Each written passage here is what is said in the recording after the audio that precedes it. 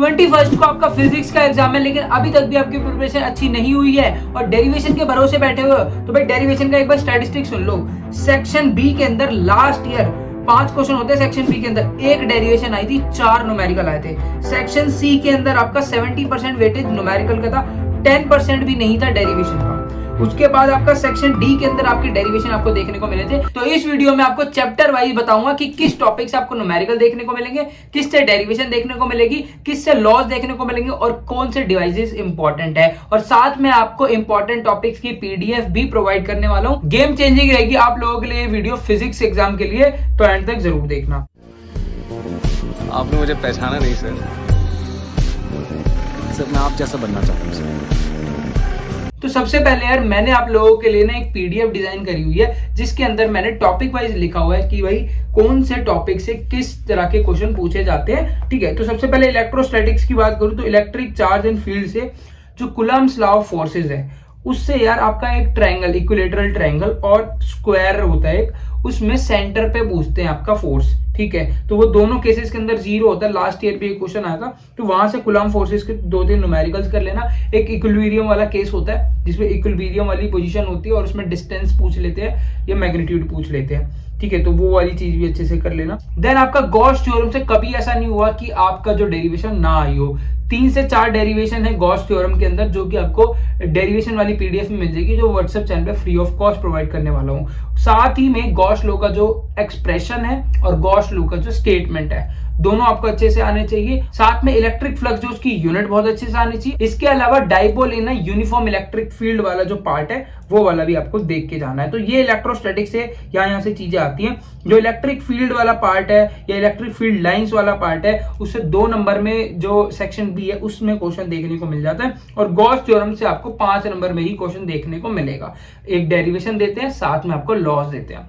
तो सबसे पहले ना मैं आपको सेक्शन ई का बता देता हूं कि किस कॉम्बिनेशन में आपसे क्वेश्चन पूछे जाते हैं। तो जो सेक्शन ई है ना, जिसके अंदर आपके 5 नंबर के क्वेश्चंस होते हैं, तो उसके अंदर या तो आपसे एक डेरिवेशन पूछा होता है, साथ में एक स्पेशल केस होता है, दूसरे पार्ट में 3 पार्ट में होते हैं। ठीक है, और तीसरे में ग्राफ, या आपका एक डेरिवेशन होती है, बड़ी डेरिवेशन होती है, और एक न्यूमेरिकल होता है, या आपका एक डिवाइस जैसे गैल्वेनोमीटर, ट्रांसफार्मर, आपका एसी जनरेटर, तो इस तरह के आपके जितने भी डिवाइसेस हैं। फिर सेकंड पार्ट में उसका कॉज एडवांटेज प्रिंसिपल पूछ लेते हैं और थर्ड पार्ट में उससे रिलेटेड न्यूमेरिकल हो जाता है। तो इस तरह से आप जो सेक्शन ई है ना, इस तरीके से बटा हुआ है।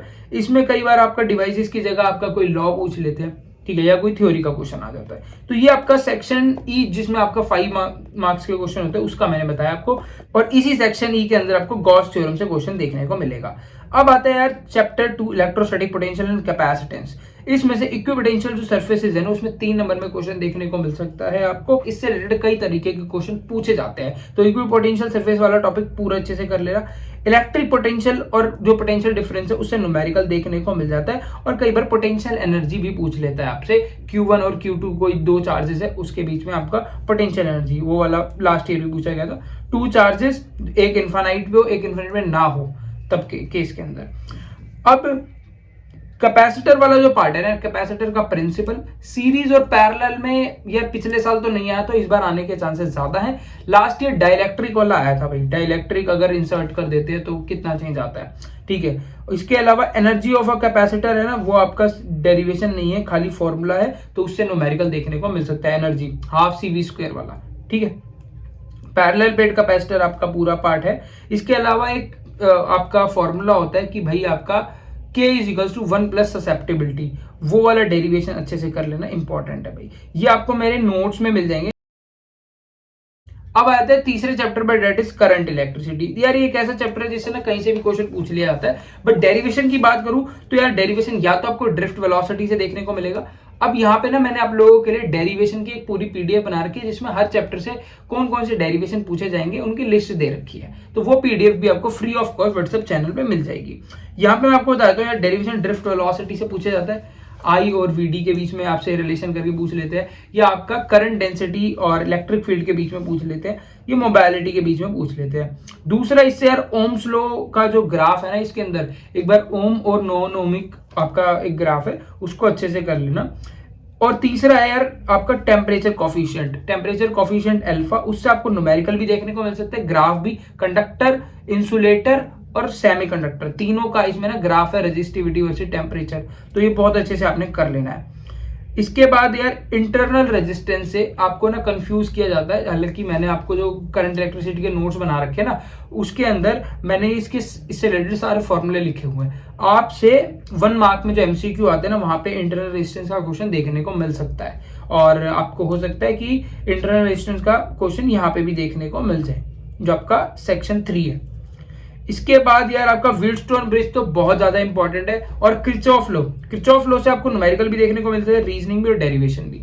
तो किरचॉफ लॉ डेरिवेशन में वही व्हीटस्टोन ब्रिज का जो आपका बैलेंस कंडीशन है उसको प्रूफ करो, और किरचॉफ लॉ जो फर्स्ट लॉ है केवीएल और केसीएल, ठीक है, फर्स्ट लॉ केसीएल है, देन केवीएल है, इन दोनों का पूछा जाता है कौन किस पे बेस है, कौन सा लॉ ऑफ कंजर्वेशन पे बेस है। जैसे जो आपका केसीएल होता है वो law of conservation of charge पे बेस होता है, KVL law of conservation energy पे बेस होता है। तो ये बहुत इंपॉर्टेंट है, दोनों किरचॉफ के रूल्स आपको अच्छे से आने चाहिए, और व्हीटस्टोन ब्रिज। तो करंट इलेक्ट्रिसिटी तो एक ऐसा टॉपिक है इसमें कहीं से भी आएगा, जैसे मैंने बताया, बट स्टिल जो भी चीजें इंपॉर्टेंट थी मैंने बता दिया। तो जैसा कि मैंने आप लोगों को बताया और आपने खुद भी सुना होगा कि न्यूमेरिकल का जो वेटेज है वो बहुत ज्यादा है, इसीलिए मैंने स्पेशली 17th की इवनिंग, जब आपका फिजिकल एजुकेशन का पेपर हो जाएगा उसकी इवनिंग से 20th की इवनिंग तक स्पेशल न्यूमेरिकल की क्लासेस रखी है, जिसमें मैं 17 से 20th तक 2 क्लासेस पर डे लूंगा, जिसमें आपको स्पेशली न्यूमेरिकल्स ही कराऊंगा, इंपॉर्टेंट न्यूमेरिकल्स।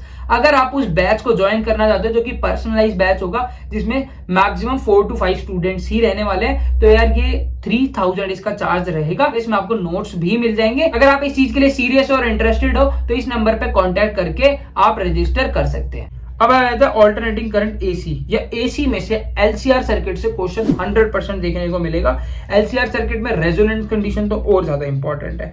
अब एलसीआर से न्यूमेरिकल और कंडीशन, देखो डेरिवेशन तो कुछ ज्यादा है नहीं, न्यूमेरिकल और कंडीशन अच्छे से कर लेना। अब यार ऑल्टरनेटिंग करंट में एसी जनरेटर और ट्रांसफार्मर है, ट्रांसफार्मर को आप ईएम वेव्स में भी लगा सकते हो, ठीक है। ट्रांसफार्मर को आप ये भी मान सकते हो कि वो ईएमआई में है, बट यहाँ पे भी लगा सकते हो। एसी जनरेटर और ट्रांसफार्मर, इन दोनों में से एक डिवाइस पक्का 100% आपके पेपर में आएगा। तो ये दोनों डिवाइस बहुत अच्छे से कर लेने। ये किसके प्रिंसिपल पे बेस्ड है, इनकी वर्किंग क्या है, इनकी थ्योरी क्या है, इनका कंस्ट्रक्शन क्या है, और इनकी जो कंस्ट्रक्शन में जो चीजें यूज होती है उनका यूज क्या है, उनका रोल क्या है, वो चीजें भी देख लेना। अब आया तो मैग्नेटिक इफेक्ट ऑफ करंट पे। ये एक ऐसा टॉपिक है जिसमें से न्यूमेरिकल भी पक्का आएगा और आपका डेरिवेशन भी पक्का आएगी, ठीक है। तो यहां से यार मैं आपको बता देता हूं, और हो सकता है डिवाइस भी आ जाए। न्यूमेरिकल की बात करूं तो बायट-सैवर्ट लॉ से करंट कैरिंग सर्कुलर लूप का जो डेरिवेशन है वो बहुत इंपॉर्टेंट है, उसमें से चीजें पूछी जाती है, और पाथ से रिलेटेड एमसीक्यू में भी क्वेश्चन आ जाते हैं। इसके अलावा जो आपका एम्पियर सर्कुलर लॉ है ना, कई बच्चे ना वो सोलेनॉइड का डेरिवेशन या टोरॉइड का डेरिवेशन करते हैं, बिल्कुल भी मत करना है यार, ठीक है। मैंने ये जो सिलेबस आपको पीडीएफ शेयर करूंगा ना व्हाट्सएप चैनल पे, आप इस पे भी चेकआउट कर लेना। इसमें कहीं पे भी मेंशन नहीं है टोरॉइड, सोलेनॉइड मेंशन है, उसमें भी क्वालिटेटिव ट्रीटमेंट, मतलब सिर्फ थ्योरी पार्ट करना है, उसका डेरिवेशन नहीं करनी है, ठीक है। तो सोलेनॉइड का क्वालिटेटिव पार्ट, और फोर्स वाला जो पार्ट है, force on a moving charge, इसमें से न्यूमेरिकल रेशियो वाले क्वेश्चन आपको जरूर देखने को मिल सकते हैं। डेरिवेशन की बात करूं तो लास्ट ईयर भी आई थी ये वाली, force on a current carrying conductor in a uniform magnetic field, या फिर force between two parallel current carrying conductor. इसमें डेफिनेशन ऑफ 1 एम्पियर पूछते हैं, और इंपॉर्टेंट है ये वाला, ठीक है। एक आप ये आपसे 3 नंबर में पूछा जा सकता है कि आपसे निकलवा लेंगे derivation, force between two parallel current carrying conductor और डेफिनेशन ऑफ 1 एम्पियर। ये पीडीएफ मैं आपको व्हाट्सएप चैनल पे शेयर कर दूंगा। अब इसमें यार सबसे इंपॉर्टेंट जो पार्ट है, बायट-सैवर्ट लॉ से 2 डेरिवेशन है, एक सर्कुलर लूप की और एक आपका एक्सियल पॉइंट पे, ठीक है। तो उन दोनों में से एक देखने को मिल सकती है, या फिर आपका जो फोर्स वाला पार्ट है उसमें एक बार तो है कि भाई force on current carrying conductor in uniform magnetic field, और दूसरा है 2 पैरेलल करंट कैरिंग कंडक्टर। तो इन चारों में से एक डेरिवेशन पक्का पेपर में आएगी।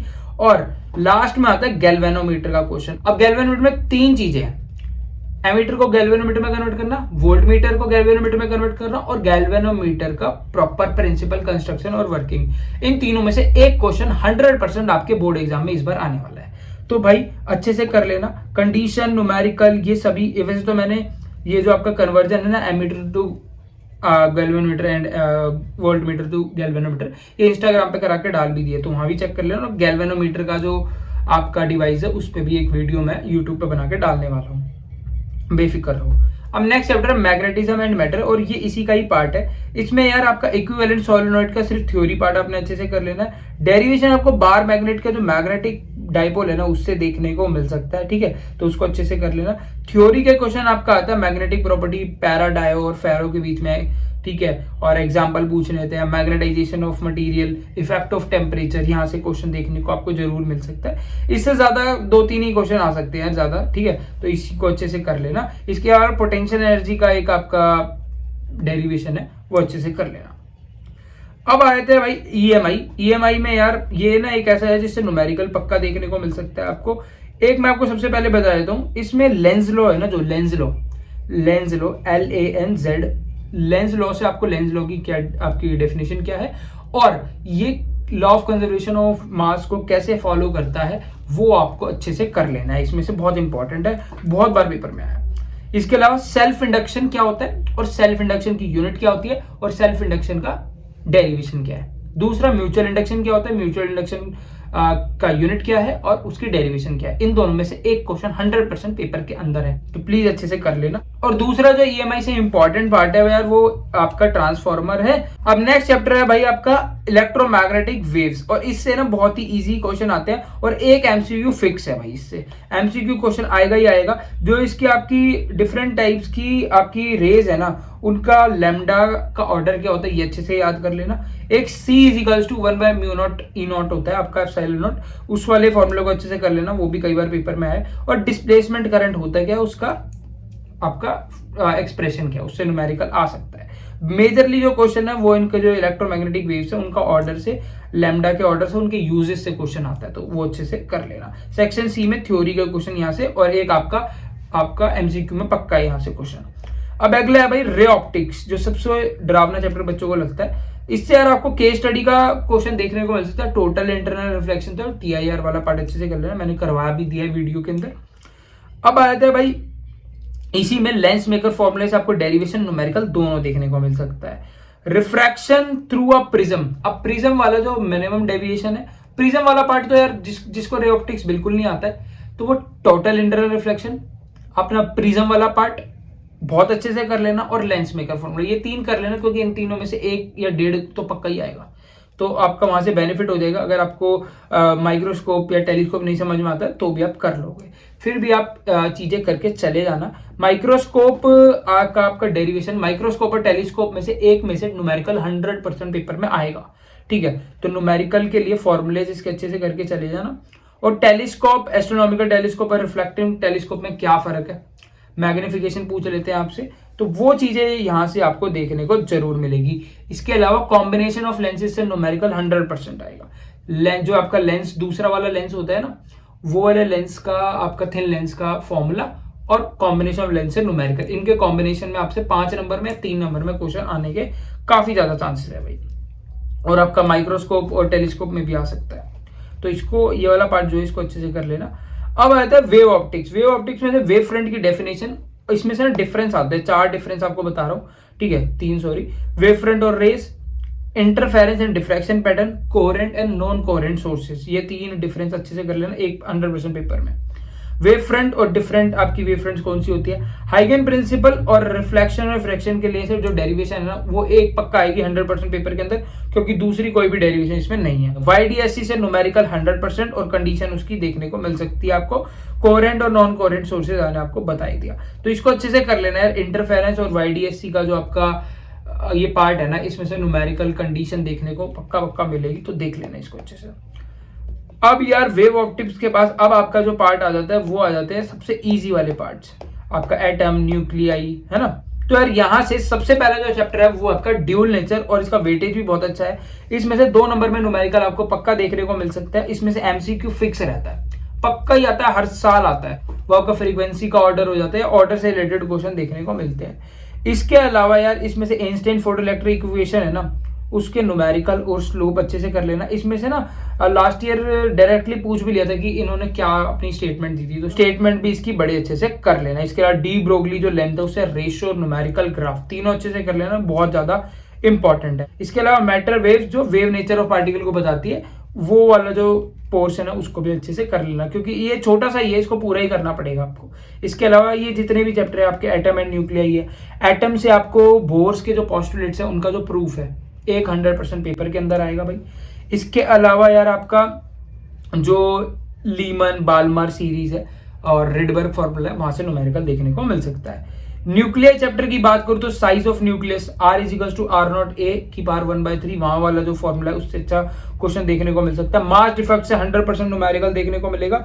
और आपका जो ग्राफ है बाइंडिंग एनर्जी पर न्यूक्लियस वो तो सबसे ज्यादा इंपॉर्टेंट है, मैंने यूट्यूब पे करा के भी डाला हुआ है, फिजिक्स वाली प्लेलिस्ट में देख लेना।